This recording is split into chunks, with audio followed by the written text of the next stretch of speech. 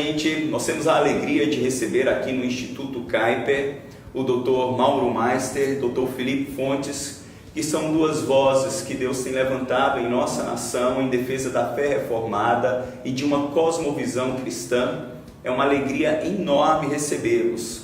O Dr. Mauro Meister, ele é diretor do Centro de Pós-Graduação Andrew Jumper, ele é doutor em literatura semítica pela Universidade de Stellenbosch, na África do Sul, e já há diversos anos tem exercido esta liderança na área de docência, não apenas para a Igreja Presbiteriana do Brasil, mas para as mais diversas denominações de fé reformada. Temos também o Dr. Felipe Fontes, que além de ser professor do Centro de Pós-Graduação Andrew Jumper, ele é doutor em Educação e Arte pela Universidade Presbiteriana Mackenzie e tem servido ao Senhor com muita excelência. É uma grata alegria tê-los aqui. Dr. Mauro foi meu professor no mestrado no Mackenzie em 2005 e o Dr. Felipe é um amigo de adolescência. Nós estudamos juntos lá em Governador Valadares, no Colégio Presbiteriano. Tivemos a alegria de nos reencontrar no mestrado em 2009 no Jumper e depois de muitos anos tê-lo aqui e saber que Deus tem usado com muita graça. É um prazer. Queridos, eu gostaria de trazer algumas questões muito importantes para que nós pudéssemos refletir com o nosso público. Durante muito tempo, as pessoas enxergaram a Reforma Protestante como um movimento estritamente religioso voltado para a soteriologia. E eu gostaria que vocês compartilhassem um pouco o que a Reforma trouxe de fato em colaboração para a sociedade em seus dias, que pode ir para além da esfera religiosa. Muito bem. Tiago, a gente precisa lembrar que a Reforma Protestante, ela nasceu, sim, como um movimento de hermenêutica, de interpretação da Bíblia. Ela nasceu dentro do círculo da fé. Não há como olhar para a história da Reforma Protestante e ver a poderosa mão de Deus agindo na conversão de homens, mas foi um tempo no qual Deus agiu de tal maneira que aqueles que foram impactados pela mensagem da Reforma foram impactados de maneira integral, de maneira completa, e não só nessa dicotomia que nós costumamos ter de separar a vida religiosa da vida como um todo. Então, aqueles homens impactados pela verdade de Deus, impactados pelo conhecimento da Escritura, pelo conhecimento da criação de Deus, pelo conhecimento da redenção de Deus, eles entenderam que essas coisas elas estavam ligadas à vida como um todo e a nossa história no mundo como um todo.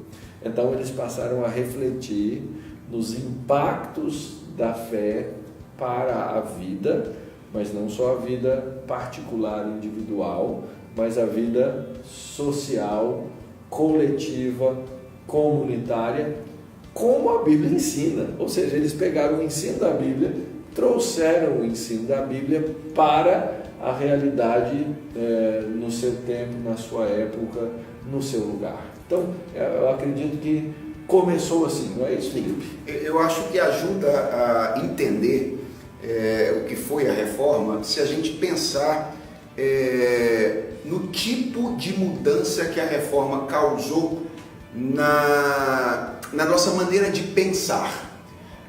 Como o Dr. Mauro disse, a Reforma ela não mexeu em doutrinas, eu diria, ou em questões periféricas do pensamento humano. Ela mexeu em questões centrais, radicais do pensamento humano. É por isso que ela afetou a vida como um todo, porque ela mexeu no coração da maneira como o mundo pensava até então. Se a gente for pensar, por exemplo, nos dois grandes protagonistas da Reforma, talvez sejam Calvino e Lutero, e pudermos pensar em quais seriam os grandes temas da teologia desses indivíduos, talvez nós pudéssemos dizer que a natureza de Deus, quem é Deus, é o grande tema da teologia de João Calvino, a soberania de Deus. Então, quem é Deus? E se a gente pudesse pensar em Lutero, talvez pudéssemos dizer que a maneira como nós nos relacionamos com Deus, a justificação pela fé, talvez seja a doutrina central do pensamento luterano. Ou seja, a reforma, ela causa uma mudança no nosso entendimento sobre quem Deus é e no nosso entendimento sobre como nós podemos nos relacionar com Ele. Essas duas crenças, elas não são crenças periféricas na nossa maneira de pensar. Elas são crenças que estão no coração da nossa maneira de pensar. Ou seja, o que nós cremos sobre Deus e sobre a maneira como nos relacionamos com Ele muda absolutamente tudo que nós fazemos na nossa existência. Todas as esferas são afetadas. Essa é a razão pela qual a reforma teve esse impacto tão grande. É porque ela mexeu em questões basilares, em questões fundamentais. E impacto na sociedade, na maneira como as pessoas se comportavam e viviam. Da igreja para a sociedade. Eu acho que é isso que o Dr. Mauro acabou de dizer. Ela nasce na igreja, ela é um movimento eclesiástico, não é? Mas, por exemplo, a mudança hermenêutica que a reforma causa tem um impacto político. A ideia de que o livro fala por si, ele tem um impacto, essa ideia tem um impacto fundamental nas democracias constitucionais modernas, por exemplo. Nós somos dirigidos por um livro. Então essa ideia de hermenêutica teológica impacta a vida política. E se você observar, tanto Calvino quanto Lutero, na prática, eles demonstraram absoluta e objetiva preocupação com educação. Sim. Ambos montaram projetos, programas educacionais que afetavam a sociedade, a comunidade onde eles viviam, e não só isso, expandiram isso para outros lugares com programas de educação que afetaram as regiões onde a reforma chegou. Alfabetizando os leigos, possibilitando que eles lessem as escrituras, interpretassem e aprendessem também outras ciências. Sim. Nós sabemos que outros movimentos surgiram que acabaram virando cosmovisões no período pós-reforma. Movimentos como o pietismo, movimentos como o liberalismo teológico e depois dispensacionalismo. O que esses movimentos que não eram estritamente teológicos trouxeram em termos de impacto na cosmovisão, na maneira como os fiéis viviam e se relacionavam com o mundo, com a sociedade, aqueles que abraçaram tais movimentos? Muito bem. Eu acredito que, assim como a reforma, ela criou oportunidades de expansão, abertura e cosmovisão abrangente, outros movimentos posteriores, e os movimentos que você citou têm naturezas e características distintas, então não dá para pôr num pacote só. Alguns desses movimentos, eles restringiram aquela abertura primeira da Reforma Protestante, não é? E seria então um retrocesso. Criaram, eu não sei se eu poderia dizer um retrocesso, eles criaram dicotomias, ou trouxeram de volta as dicotomias. É nessa perspectiva alguns que desses movimentos, né, trouxeram dicotomias de volta, separando a vida religiosa da vida pública, separando a fé da razão, da ciência e assim por diante. Então, alguns movimentos religiosos fizeram isso. Você citou também o liberalismo. O liberalismo, eu não acredito que ele tenha necessariamente uma raiz na Reforma Protestante. Ele teve, sim, na verdade, um caminho quase que paralelo, porque as filosofias racionalistas, humanistas, elas já estavam em processo de crescimento. Então, por exemplo, nós costumamos dizer que Calvino foi um grande humanista cristão, né? Por quê? Porque ele conseguiu ter uma visão abrangente do homem a partir da revelação da Escritura. Sim. E aplicar aquilo na cultura e na sociedade. Mas o humanismo estava lá e ele trouxe, junto com os outros movimentos, um forte ceticismo à cultura europeia na época. Tanto é que você quase não ouve falar de reforma protestante na própria Genebra de Calvino, 100 anos depois de Calvino. Porque esses movimentos, eles tomaram proporções grandes na Europa toda, o liberalismo progrediu, a fé da igreja em geral, com essas coisas todas, ela meio que ficou abafada. Foi um movimento, foi um tempo em que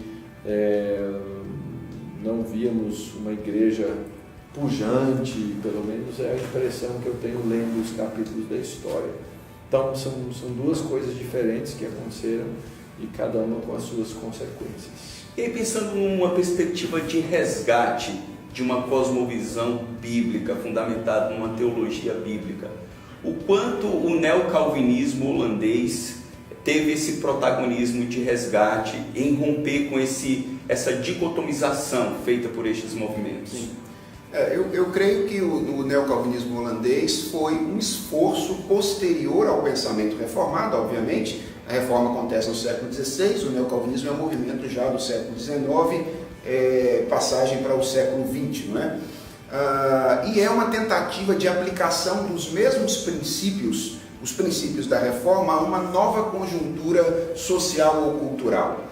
Eu acho que a necessidade disso fica clara, inclusive pelos movimentos, ou um dos movimentos que você mencionou, que é o liberalismo teológico e que o Dr. Mauro separou dos outros movimentos, eu acho que muito apropriadamente, porque o liberalismo teológico é uma evidência do quanto a teologia, o pensamento cristão também pode ser subjugado pela mentalidade secular. Na verdade, o liberalismo teológico é o esforço da teologia moderna por se submeter à cosmovisão ateísta que nasceu lá no Renascimento e se desenvolveu paralelamente à Reforma. O que isso mostra para nós? Que, embora o nosso pensamento teológico ele tenha raízes da Escritura, por causa da nossa pecaminosidade, com o tempo ele pode se deteriorar. Daí aquele princípio da reforma, de que a igreja reformada deve sempre se reformar-se continuamente no sentido de voltar-se para os seus fundamentos, voltar-se para a Escritura Sagrada.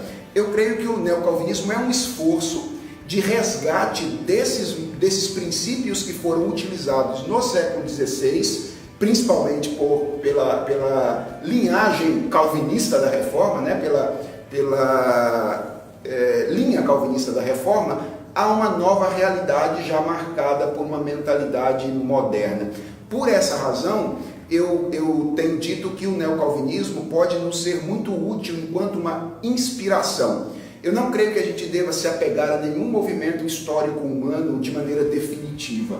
Aliás, esse é um princípio da Reforma, de que a nossa única regra de fé e norma de conduta é o Espírito Santo falando pelas Escrituras Sagradas. E é interessante o quanto isso é uma inclinação do nosso coração em dogmatizar movimentos, teologias e pensamentos. E isso é um perigo, não é? A gente não deve ter um assentimento em bloco por nenhum tipo de movimento, por mais atraente que ele possa ser. O neocalvinismo é um movimento que é muito inspirativo para nós, mas eu diria que requer alguns cuidados, principalmente com os desenvolvimentos que ele teve no Canadá, na escola de Toronto, onde algumas questões bastante complicadas fizeram parte do movimento. Nessa perspectiva, nós podemos pegar talvez o maior representante do movimento, o próprio Abraham Kuyper, onde ele teve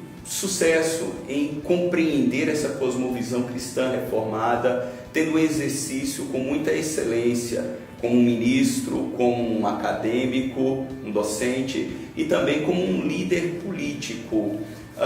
Na perspectiva de vocês, qual é o segredo, ou talvez qual foi o grande segredo em conseguir equilíbrio no exercício de um ministério tão abrangente? Fez uma boa pergunta. Eu diria que é a graça de Deus. A graça de Deus. Porque é de fato um grande desafio você navegar em águas tão distintas com a excelência que o Kuyper ele conseguiu. Eu acredito, Tiago, que a ali no caso de Kuyper foi uma conjunção de vocações. Sim. Por exemplo, ele foi um estadista político e para que alguém faça isso, ele precisa ser dotado, não é? Ele precisa ter a vocação para essas coisas. Um dos grandes erros que eu vejo nas pessoas é querer fazer de pastores políticos. Então você vê aí no Brasil os pastores candidatos. Alguns deles são excelentes políticos e não são pastores. E outros deveriam ser só pastores e nunca, jamais serem políticos. Polemizando um pouquinho, é possível hoje essa dotação dupla? Eu sou absolutamente contra o uso do título e do ofício em outra vocação.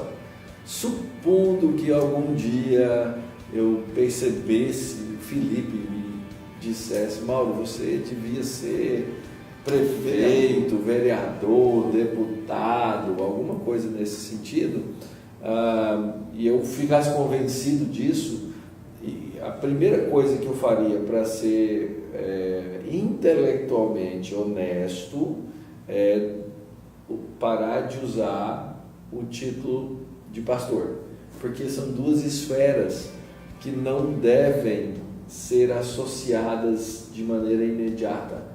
Então, eu posso ser político ou eu posso ser pastor. Eu ser pastor político, eu acho que é um mau uso da vocação. Talvez essa postura, doutor, não venha muito do mau uso do título de pastor nos últimos anos ou décadas da igreja brasileira, onde nós percebemos o evangelicalismo crescendo vertiginosamente, mas não trazendo um impacto que deveria trazer na aplicação de uma cosmovisão cristã, de princípios cristãos. Eu acredito que é parte. Veja bem, nós acreditamos naquilo que a Escritura diz, e a gente acredita que o Evangelho é o poder de Deus para a salvação. Ponto. Isso nós não vamos discutir, né? E a gente vê então o impacto, a gente vê gente sendo salva, gente sendo redimida em muitas igrejas, algumas até que a gente olha para elas e fala assim, restou muito pouco de igreja nesse lugar. Entretanto, o que vem acontecendo nos últimos 200 anos é que, em nome da pregação do Evangelho, a mente, o desenvolvimento do pensamento cristão deixou de ser parte dessa evangelização, do ensino nas igrejas, e nós começamos a aceitar uma série de ideias e conceitos que, a meu ver, na verdade, são anticristãs e são sementes plantadas pelo inimigo mesmo, né? Então, a dissociação de fé e razão, a dissociação de religião e política. Percebe que eu estou dizendo que ao mesmo tempo em que o indivíduo não deveria ser pastor e político, candidato, etc., o que acontece é que nós não podemos nos separar da esfera política, nós somos agentes políticos na sociedade. Só que nós paramos de pensar nesses termos, inclusive desistindo de uma área essencialíssima, que é a educação. Nós começamos a pensar que na sociedade existem os experts em educação e que secularmente eles fazem isso melhor do que nós cristãos, e nós entregamos a educação, nós entregamos a filosofia, sim, nós entregamos a várias áreas essenciais. O século toma conta disso, toca o barco. Um abandono do mandato cultural. E as consequências, nós abandonamos as artes e ficamos com alguns nichos que nós consideramos mais piedosos. Então, ok, serviços de misericórdia a gente vai fazer. Então a gente vai e se debruça sobre o serviço de misericórdia. Ora, nós devemos fazer serviço de misericórdia, devemos manter os nossos hospitais cristãos sem abrir mão das outras coisas. Então hoje você olha para a nossa cultura e sociedade e nós chegamos num ponto tal dentro da chamada indústria do entretenimento que o cristão praticamente não tem opções moralmente sadias, aceitáveis. Eu gostaria de voltar a essa questão, Tiago, que você levantou, que é a questão da possibilidade dessa dupla vocação hoje, né? E eu quero concordar com o Dr. Mauro e dizer que eu acho que é uma questão de princípio aí mesmo. Eu acho que não é só uma questão do mau uso do termo, não. Eu acho que é uma questão de princípio. E para entender isso, eu acho que a eclesiologia reformada, ela tem uma distinção que eu acho que ela é fundamental, ela está sendo esquecida. Nós usamos a palavra igreja hoje de maneira muito indiscriminada. E eu acho que há uma distinção na eclesiologia reformada, que é a ideia da igreja como uma organização e a igreja como um organismo. A igreja é essas duas coisas ao mesmo tempo. A igreja é o corpo vivo de Cristo, que une todas as pessoas, todos os salvos de todas as épocas. Ela é um organismo vivo, mas ao mesmo tempo ela é uma organização. E eu acho que trabalhar com essa distinção é muito importante para a gente entender, quando a gente diz a igreja deveria fazer uma coisa, a igreja deveria fazer outra, para a gente entender o que a gente está falando.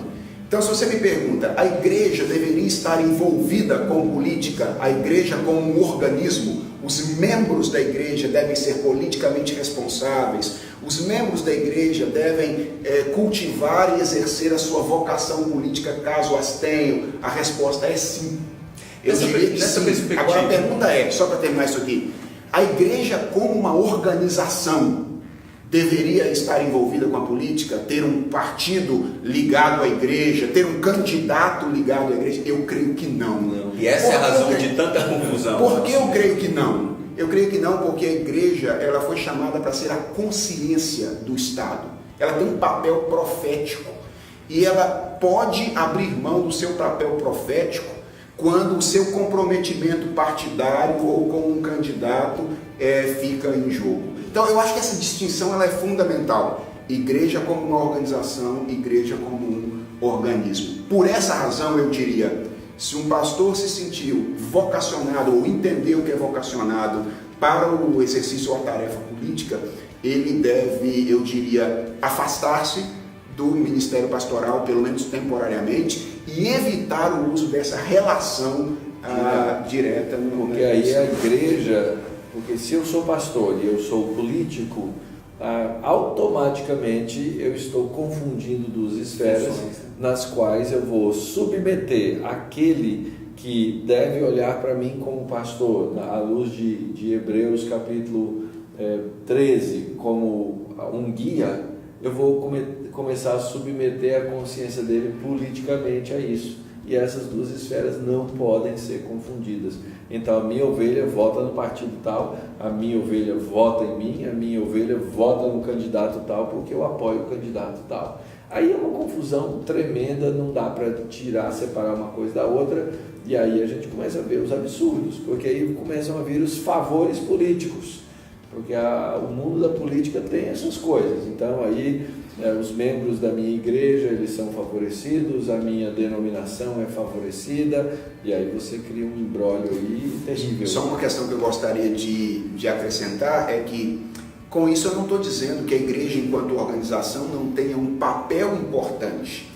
Qual é o papel importante? É treinar a cosmovisão da igreja enquanto organismo. Esse é o papel da igreja reunida enquanto organização. Treinar mentes. Treinar para que elas possam exercer a sua missão de maneira adequada. O ponto não é que a igreja enquanto organização não tenha nenhum papel no que diz respeito à atuação política. Tem, mas ela não deve ter um envolvimento, um comprometimento direto com o partido, uma pessoa, ou assim sucessivamente. E aí a minha impressão é que nós encontramos igrejas cristãs evangélicas hoje no Brasil alcançando dois extremos. Algumas se comprometem enquanto instituição, abraçando partidos e predileções, levantando bandeiras, e outras se omitem de tal maneira a ponto de não tocar no assunto de política, para não trazer nenhum transtorno, nenhum constrangimento na divisão de opiniões. Mas aí me vem uma última pergunta nessa perspectiva que está intimamente ligada à cosmovisão. Nós estamos no ano de eleições políticas no Brasil, num cenário tão nebuloso.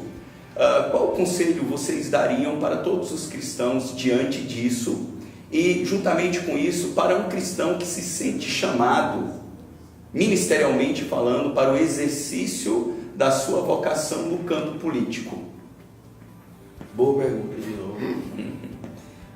Primeiro, tudo aquilo que a gente faz em qualquer área precisa ser levado debaixo de muita oração. E quando eu falo levado debaixo de muita oração, é a oração bíblica, é a oração consciente, não é aquela oração só do místico, no qual não sigo o princípio bíblico para orar. A oração sem Bíblia, ela pode facilmente tornar-se em idolatria. Esse é um dos pontos fundamentais. Então tem que olhar para a Escritura, o que a Escritura fala sobre o tema, e orar orientado pela Escritura sobre o tema. Então nós temos que orar pela política brasileira, como devemos orar. Esse é o primeiro passo. Segundo, nós vamos ter consciência cívica, uma consciência cívica.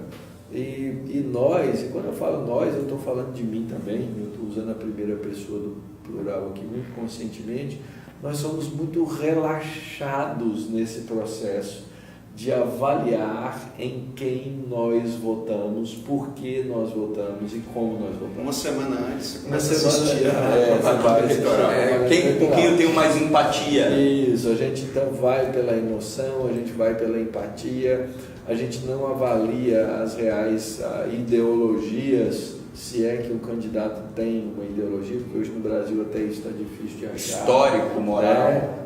Não, então, o que ele pensa mesmo sobre a área econômica, o que ele pensa sobre a área social, como o Estado e o governo devem agir diante dessa área. A gente só compra pacote pronto, engole aquilo e mal digere. E aí você escolhe o seu voto dessa maneira. E nós continuamos, muitas vezes com aquela velha política pessoal de não observar o caráter moral, de não olhar o que está acontecendo, de propor uma manutenção pela manutenção e de não fazer uma boa avaliação, não é? Saiu um aplicativo aí que você bota a foto do político lá e diz quantos processos você está respondendo. Ou seja, só por aí você já teria um critério pelo menos mínimo de tentar votar em uma pessoa mais honesta, né? Mas não é só isso também. É isso, mais aquilo que é a proposta política de um determinado candidato. E não pergunte em quem eu vou votar, porque eu não sei. Então, nessa perspectiva, Dr. Felipe, qual conselho você daria para aqueles cristãos que se sentem vocacionados, chamados por Deus a exercer o seu ministério no campo político, neste cenário tão conturbado que é a política brasileira? Ok. Tiago, eu vou trabalhar aqui com basicamente 2 conselhos ou 2 sugestões. A primeira delas é que nunca perca de vistas a importância da comunidade da fé. É muito comum que cristãos que começam a se engajar na vida cultural, seja na dimensão estética, um artista cristão, ou então na dimensão política, político cristão, no caso do artista, né? Ou no caso de pessoas que começam a adquirir algum tipo de visibilidade, respeitabilidade social, que eles aos poucos comecem a deixar de lado a comunidade da fé. Eu creio que a primeira coisa importante que alguém vocacionado para a esfera política e que entra de alguma forma nessa esfera, que dá alguma visibilidade e que projeta socialmente alguém, mesmo que o indivíduo não seja eleito, ele aparece na propaganda eleitoral, e isso para muitas pessoas já é suficiente. Eu creio que essas pessoas não podem se esquecer de que a nossa fé, a nossa visão de mundo, a nossa espiritualidade, ela é desenvolvida e alimentada no contexto da comunidade cristã. Então essas pessoas não podem perder isso de vista, encontrar meios de congregar, estar juntos com um grupo de pessoas, que serve a Cristo comunitariamente. Então acho que essa é uma dica de natureza mais existencial. Falando da função de maneira mais específica, eu sou um admirador da visão política de Abraham Kuyper. Para aqueles que estão nos assistindo, eu sugiro que leiam a palestra que Abraham Kuyper deu sobre política na Universidade de Princeton, e que está publicado no livro Calvinismo, publicado pela editora Cultura Cristã. Então é uma palestra bem curta e ela dá um panorama da visão política de Abraham Kuyper. E de maneira muito resumida, o que Kuyper defende é que o Estado, o governo, ele tem uma função particular, uma função bem específica. E que a autoridade na sociedade, ela é múltipla. Ou seja, Deus é soberano, Ele é o Senhor que está regendo a realidade como um todo, e Ele faz isso em cada uma das esferas através de agentes específicos. E Kuyper elaborou essa teoria, que ficou conhecida como teoria das esferas, exatamente para contrapor uma tendência ditatorial, totalitária do Estado no seu período, dessa ideia de que o Estado deveria tomar conta de absolutamente todas as coisas, né? De que nós seríamos servos do Estado. O Estado é soberano. Exatamente. Então, eu creio que essa visão de Kuyper reverbera o princípio bíblico de que o Estado, enquanto uma instituição de autoridade, tem uma função específica e a função dele não é ser Deus, ou seja, não é tomar conta de todas as coisas. Eu estou dizendo isso para dizer que eu creio que no momento atual, em que nós temos algo muito semelhante acontecendo no nosso país, eu acho que nós temos um Estado grande demais que quer tomar conta da vida das pessoas como um todo. Eu creio que a atuação cristã na política brasileira contemporânea passa pela diminuição do Estado e pelo fortalecimento das instituições da sociedade civil. Então eu diria que um político cristão nos nossos dias talvez devesse trabalhar pelo enfraquecimento, pela diminuição do Estado e pelo fortalecimento de instituições como a família, instituições como as escolas, instituições de natureza civil. Então, a minha sugestão é que um político cristão colocasse isso na sua pauta de atuação. E a manutenção da liberdade religiosa, sim, e da liberdade de consciência. Sem dúvida. Porque são duas coisas que estão na nossa Constituição, mas que, dependendo de quem está no poder, no governo, isso vai sendo limitado, isso vai sendo diminuído, isso vai sendo até mesmo suprimido. Então a gente precisa lutar por esses que são princípios gerais, e o político vocacionado cristão, ele tem que ter isso muito claro na sua mente.